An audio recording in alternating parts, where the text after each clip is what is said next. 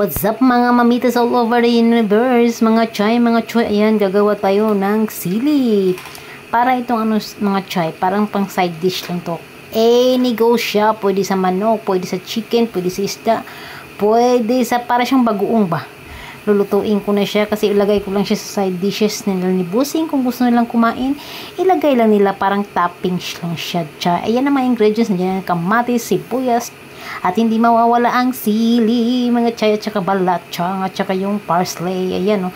Kailangan mo lang siyang i-gisa with sugar na brown. Gula balak ang gamit kong sugar, mga chay. Kunti lang naman ang sugar ang ginamit ko niyan.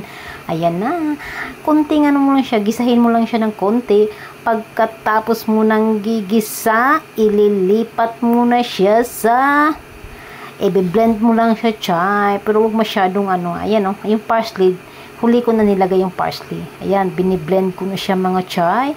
Pagkatapos ko namang i-blend na, mga chay, ibinalik ko na naman siya sa kwali para gisahin ulit. O, diba? Para magtagal siya ng ilang, bigero, maybe, depende kung kailan yung mauubos. Kasi masarap siya. Ilagay mo lang siya sa isda, sa babaw ng isda, sa fried, any kind of veggie na pwede mo siyang ghost. Ayan yung kanyang gravy. Ang anghang, chay. Diyos ko po.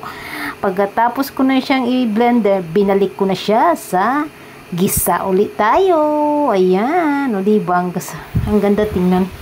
Para siyang bagoong lang na pang-topping sa mga isda natin dyan. Mga chimkin o any kind of veggie. Ilagay mo lang siya sa taas. Ayan.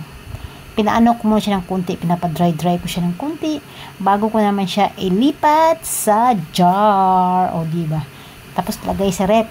Tapos bawat dinner, maglagay lang ako dyan para sa kanilang side dishes, o diba? Isang dish na rin yan, kasi kumakain sila yan. Ayan na, diba? Mukhang dry na siya. At yummy at ang sarap.